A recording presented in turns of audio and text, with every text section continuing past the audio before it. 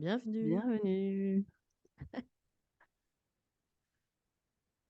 Et b du Alors coup, nous nous retrouvons pour, partager en fait, parmi les bases en fait et les intentions de, cette école des mystères Aurora 888. On a eu, quelques points de guidance, qui sont, assez importants et fondamentaux et donc on va partager avec, nos mots, pendant cette transmission.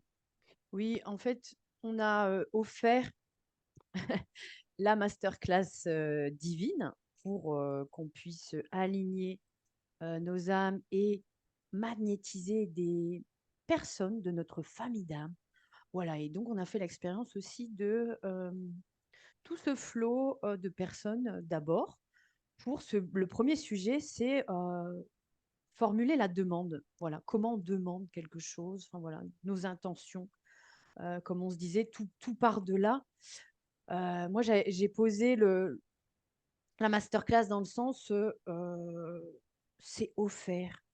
C'est offert dans le sens aussi, on n'est pas dans un espace gratuit. Dans offert, on est dans le cadeau de la vie. Voilà. Donc, comment la personne reçoit ce cadeau et comment elle en fait la demande pour s'inscrire et être derrière l'écran avec nous pendant le temps de l'offrande, qui était quand même un beau cadeau d'une heure et demie, avec une partie enseignement de canalisation de la façon dont on travaille, hein, en pure canalisation avec les guides en présence, un process créatif et un soin énergétique puissant. Voilà. Effectivement et dans ce rayon doré, il y a également cette fréquence de générosité.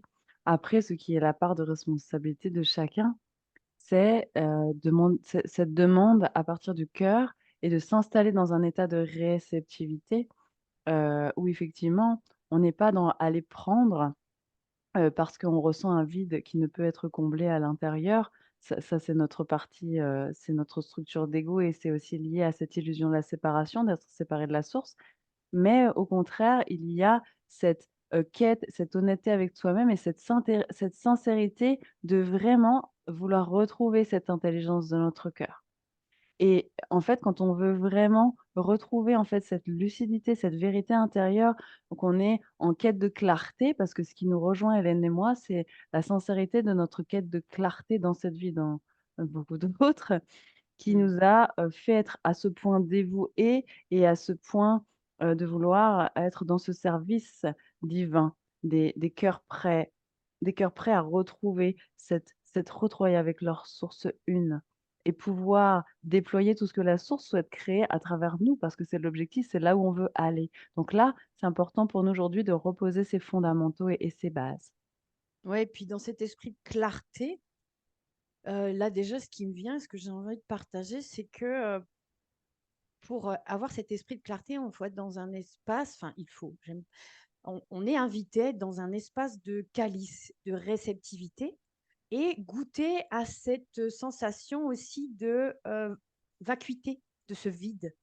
Hein, pas tout de suite le remplir tu vois, comme quand on a beaucoup d'émotions, il y a des personnes qui ont tendance à vouloir manger plus parce que c'est puissant et c'est déstabilisant. Là, on est invité à faire le vide, débarrasser, nettoyer.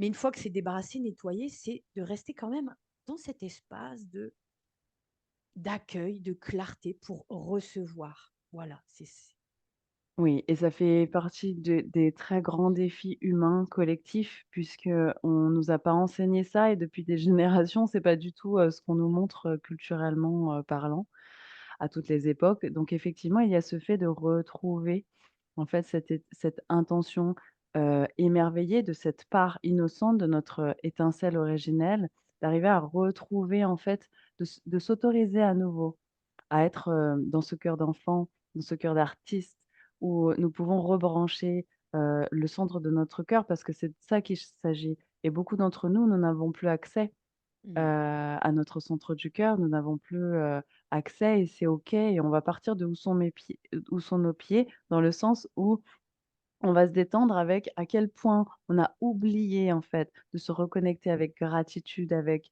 hem, un esprit de, un esprit d'unité, en fait.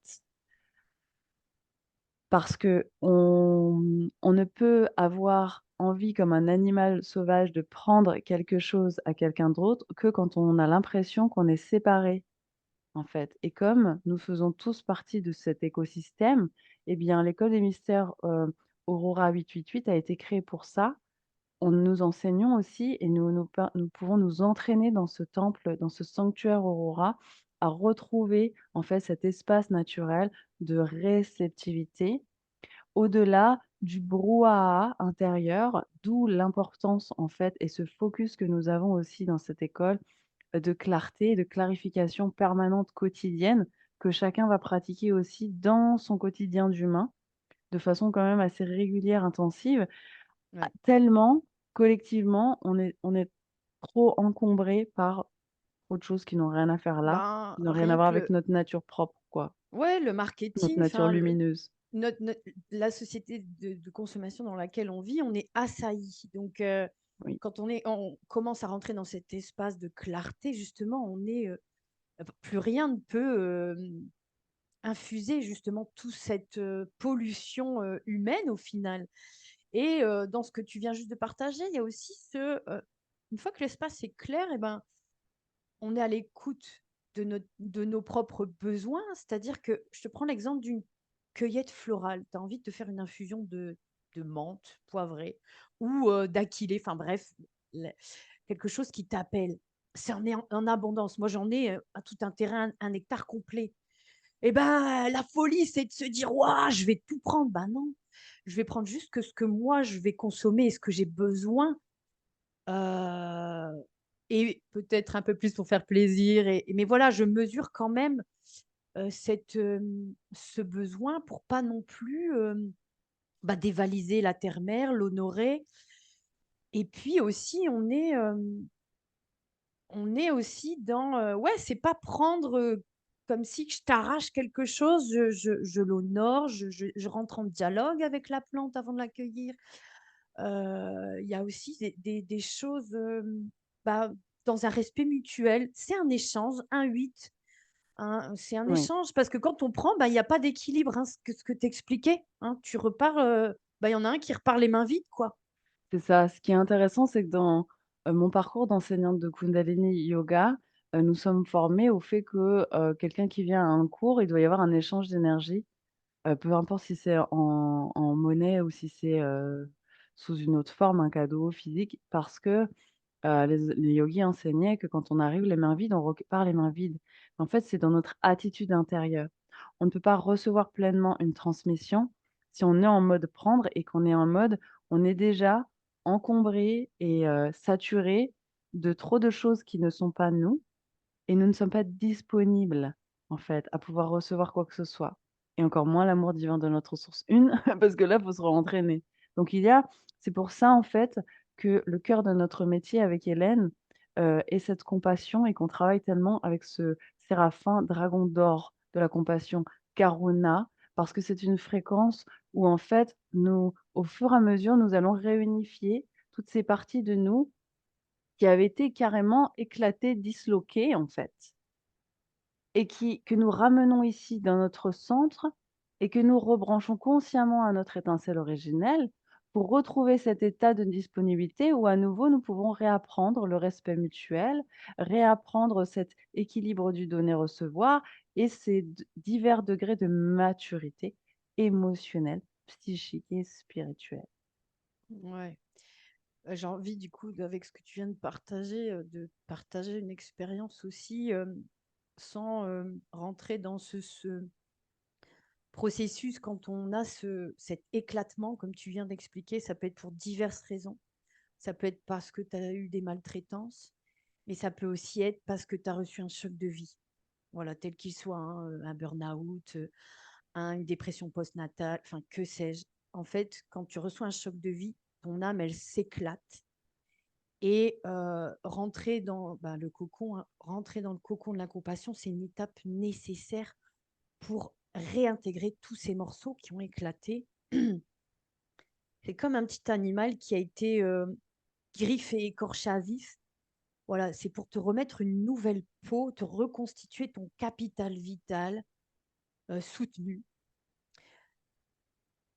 Et ensuite, alchimiser tout ce que tu as alchimisé, hein, pour que tu puisses retrouver la paix et la quiétude en toi, pour ensuite éclore et sortir de ton cocon. Donc il y a vraiment le cocon de la compassion, c'est vraiment une étape nécessaire pour se rebrancher à cette fréquence, bah, surtout quand tu as vécu des gros traumas, de ce cœur divin, illimité, en fait.